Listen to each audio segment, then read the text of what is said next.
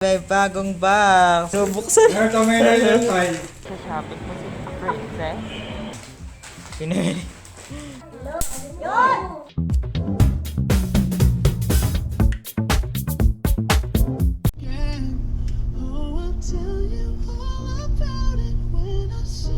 Hi, andito po kami sa SM. Sa shopping mo si Princess. Marami siyang pera today. Bili kami ng pamatay ng lamok. Daimaru. Tingnan natin kung effective kasi mahirap na dengue season. Nakadalawa lang ang putok eh. Ay, dami nga oh, ayun oh, napunta sila oh. Lalapit sila no. Pag di naman umepek yan, mahal na naman. Ayun o. Lalayo ako para lumapit. Na-warningan na yata. Huy, namamatay sila. Huwag kayo dyan. Nakakatunog. Lalapit sila sa mainit. Busy si Mita mag-unbox ng mga pinili. Mga pinamili. Bili-bili. Tagal naman. Kadalawa lang eh.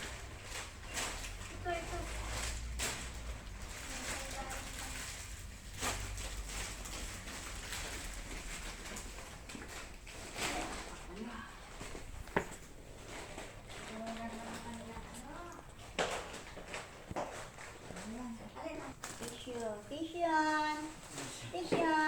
Sabi ni Marian. Tissue na ito ang sabon ni. Yun! Yun! Dawi. Happy New Year! Dito sabon ini. Madalawa na agad.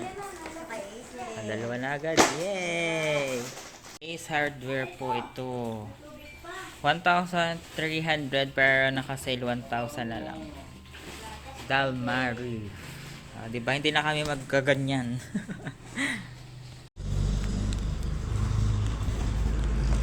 Tingin. Oh, iba-ibang ano. Hindi pa bukas. Bukas na. Iba-iba nga. Episode 2 ng Twins. 18 again. Hello guys! So mic test lang ito dahil gagawa tayong reaction video for BTS. Bago silang song, music, and video entitled Dance, Permission to Dance. Hello everyone! So for this week, we are gonna be talking about some things that we haven't been or magbabalik tayo kasi di ba kakatapos lang kasi namin panoorin yung Navilera.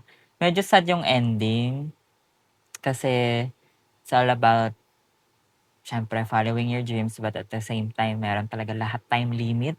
And dahil sa time limit na yun, of course, nagawa mo naman siya na fulfill mo naman yung dreams mo. Pero yun nga, hanggang doon na lang talaga. And syempre, may ending, alam nyo naman, ang life. And syempre, kailangan nating alagaan ang ating mga parents and mga seniors and kung sino man ang mga nag-pave way sa atin na tumulong sa atin sa buhay. At talaga kailangan natin silang bigyan ng time and effort din hanggang sa mga huling sandali. So, yun yung ending niya. So, ngayon naman, ang pinaparad naman bago is yung 18 again. So, sa mga 18 dyan na nanonood, kung meron man, at saka yung mga gusto ulit maging 18, ano ba yung ginawa nyo na 18 years old kayo?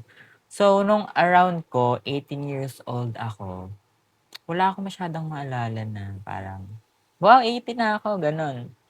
Parang ano ako noon, 2000, parang ang year ko noon sa college ay, hindi ako nagkakamali, ako ay second year college na. Second year? Oo, parang ganun. Kasi 2008, nagpalit na ako ng course at bumalik na ako ng Lucena. Kasi 2007 ako nag-Baguio, tapos 2007 rin. After one sem, bumalik rin ako ng Lucena. And then, doon ako nag-shift. So, parang more on 17 talaga yung merong story. Nung 17 years ako, parang yung 17 years old ako talaga, merong, meron akong story na something really, really kakaiba. Kasi, alala ko, pagbalik ko nga ng Lucena, ayoko na nung course ko. So, gusto ko na magpalit ng course kasi parang alam ko na yung gusto ko sa buhay. Hindi na yung dahil lang ganito yung course ng pinsan, gusto ko siya gayahin. Meron na akong sariling identity na gusto ko maging ganito. Imagine 17 years old. Hindi ko alam kung bata ba yan or matanda na or late na. But imagine na 17 years old. Alam ko na yung gusto kong maging work or maging pagtanda. So parang gusto ko mag-work sa entertainment industry. Gusto ko maging model, gusto ko maging singer, actor, lahat ng makikita sa TV. Gusto ko yun matry. Kaya nag-audition ako sa mga kung ano-anong audition. Naalala ko talaga yung audition ko sa Batangas. First time ko talagang mag-commute mag-isa. First time kong mag-bus at gumising ng maaga. Hindi ko alam kung paano pupunta doon. Hindi ko alam yung pupuntahan ko. Wala pang Google noon. As in, paano ako nakapunta doon? Hindi ko talaga alam. Parang mga 3 hours to 4 hours yata from Lucena to Batangas. So, yun, parang paano ko nagawa yun? Kasi nga yung drive ko talaga na matupad yung dreams ko para lang makapag-audition. Nag-audition ako sa PBB. Na-meet ko si Jason, asawa ni Melay. So, grabe. Kasama ko siya sa pila ha. As in, kasabay ko siya sa top 10 ba yun? Hindi top 10. Yung kasabay ko siya sa pila, si Jason mismo. Tapos siya yung napili.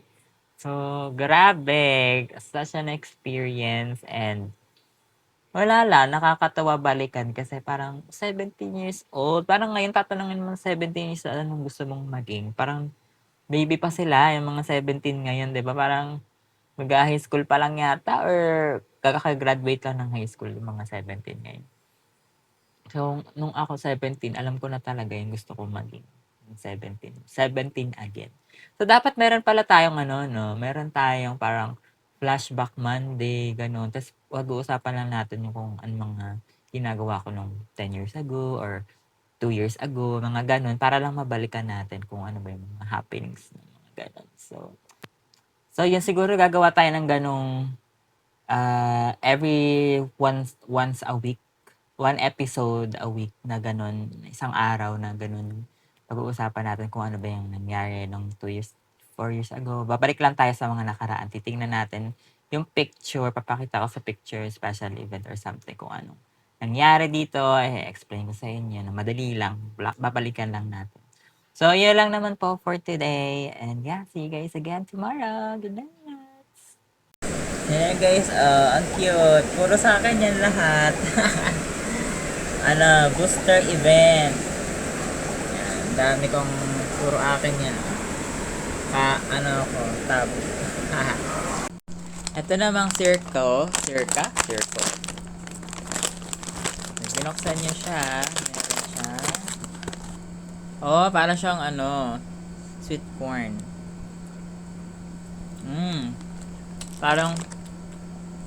Parang cheese curls. Lasang cheese curls siya.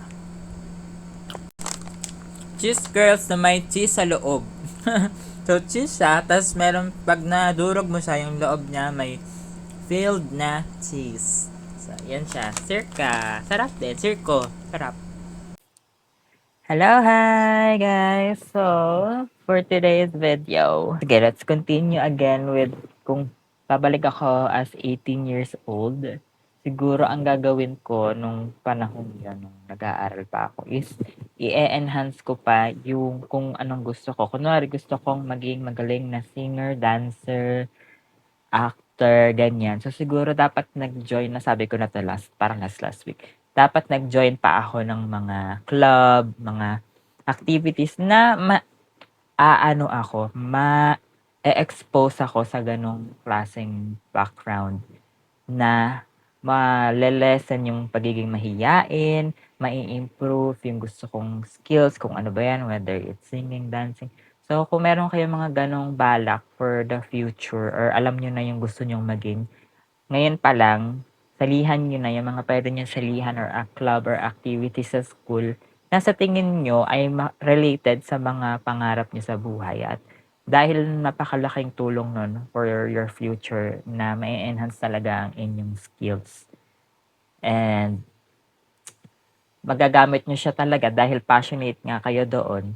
So, experience pa, malalagay nyo pa siya sa experience nyo. And, at the same time, mas matututo kayo at mas ma-upgrade yung version na meron kayo ngayon. Maybe after 10 years, sobrang laking tulong na nasa school na ginagawa nyo to kasi experience na kayo or bihasa na kayo. Ganun. So, yan. Very, ano siya, very something that siguro mas ginawa ko pa sana. So, yun, sana makatulong yun sa inyo kung meron kayong mga passionate, so, kunwari painting man yan or guitar, ganyan. Sali-sali kayo sa mga ganun kasi talagang may enhance pa ang inyong skills. So, yun lang naman sana ang mga mas ginawa ko pa nung 10 years ago. So, tomorrow naman, let's talk about naman maybe something different, not naman about dreams or career. Let's talk about maybe mga love or friendship or families naman. So, yeah. That's all. See you guys again tomorrow. Bye! Yeah! May bagong box from Tito Arman. May chocolate daw si Marian. May chocolate ka, Marian. Sa amin yan. Chocolate! Chocolate si Marian. Marian, ano yan? Hindi naman yung chocolate. Ano yan? Ball! Diyan yun galing? Galing yun dun? Wow! Wow! Laki ng chocolate! Marian daw yan eh. Wow! Binubuksan. Meron kami na yung tayo. Ano naman yun? Ito ay tigil sa kami sa niya. Ulam. Baliwag. Chicken. And chicken. Kimchi. Episode, ano na yan? 4. Katie again. Ah! Kumasa na ang bata!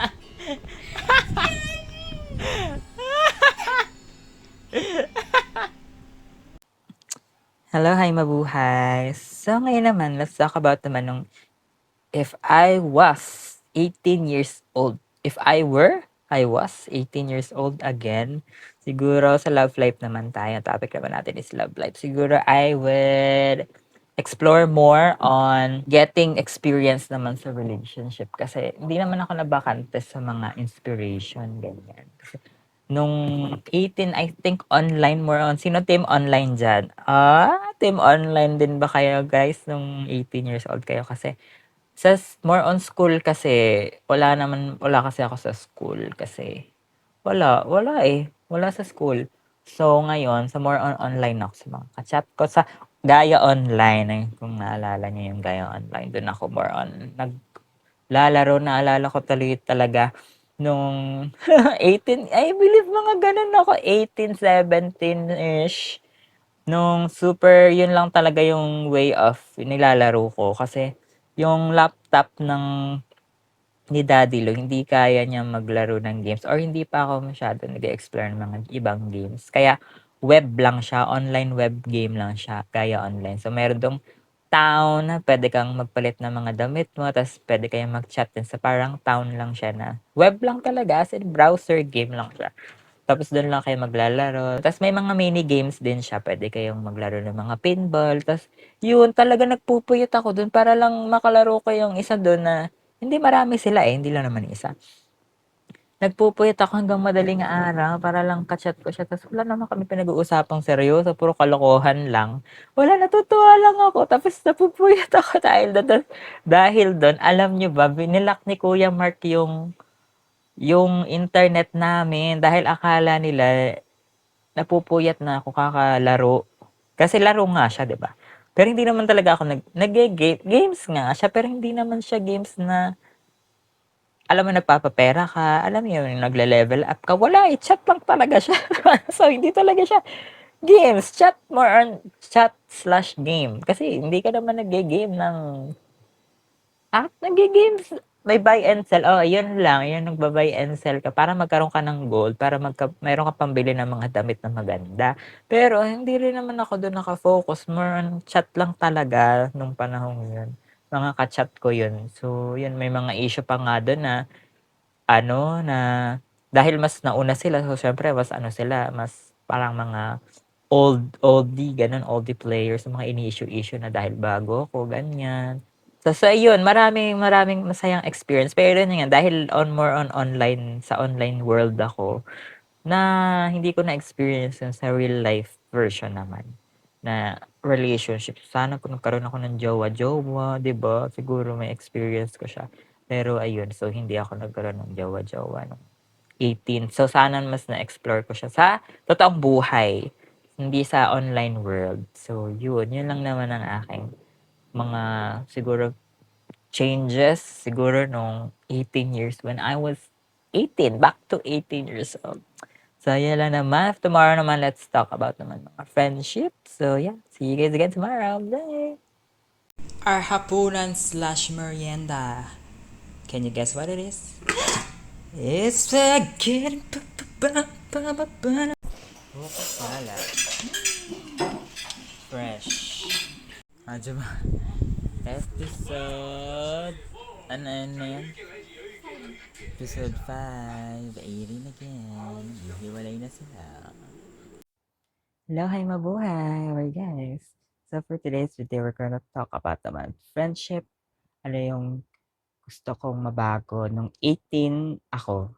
So nung 18 ako, same pa rin naman ako nung 18. I believe that, wait lang, i-charger ko. Yung, I believe na 18 ako, doon ako nag-start kasi kaka-transfer ko lang galing Baguio, and then naglipat ako, bumalik ako diyang Lucena. So, yung mga kaklase ko nung nursing, syempre iba na. And then, yung iba kong kaklase nung elementary, high school, naging kaklase ko sila nung college. Kasi nagpalit na ako ng course, naging IT na ako. Sila dapat yun talagang kabatch ko, pero dahil naging irregular ako, naging iba-iba na yung kaklase ko. So, ayun, naging kaklase ko sila, pero hindi ko sila ka-block. So, may iba lang subject na kaklase ko sila. Tapos yung mga ka-block ko, since mga transferee iba-iba, iba-iba. But, meron akong ka-block na, dahil yung mga ka-block ko is parang mga irregular, ganyan. So, iba-iba rin yung galing sa ibang section or ibang course. Nagsama-sama dun sa section na yun. Parang section 2 kami. So, dahil doon, nabuo yung mga friendship na hindi inaasahan talaga. Kaya, hanggang ngayon, friends ko pa din sila. I'm so happy, yung mga college friends ko ngayon. Ayan, di ba yung vlog natin na last time, sina Mami Farah, Tekiyami, tawag ko sa kanila, Tekiyami actually. Ako yung gumawa ng name na yon kasi Teki, kasi nga kami ay IT. Yummy, kasi ang hilig namin kumain talaga. Tapos dami lagi namin pictures kumakain. Yung sa phone ko na flip pa siya. So, sabi ko, ay, ano kaya magandang tawag namin sa amin. So, yun, kaya naging Teki Yummy. So, yun, I'm so happy na hanggang ngayon friends ko pa rin sila. Actually, hindi ko alam kung survive ko yung college days kung wala sila. Dahil ang hirap talaga, ang napakahirap kasi yung course mo is hindi mo naman talaga, parang hindi mo talaga siya choice and wala kang choice but to graduate na lang. And dahil sila yung kasama ko, hindi ako solo, hindi ko feeling na solo ko yung burden kasi lahat kami talaga naghirapan. But naka-survive kami at naka-graduate kami. And I'm so happy to have them. So, I don't think I would change anything nung 18 about friendship. And Yun, I was just so lucky na sila, naging friends ko sila ng college. So, yun lang naman po for today. See you guys again tomorrow. Bye! Wala talaga ako na-attendance sa mga friends ko na nag-debut. Ang bata mo pa, tapos may baby ka na, having a long hair, hindi siya naging madaling journey. Parang transition.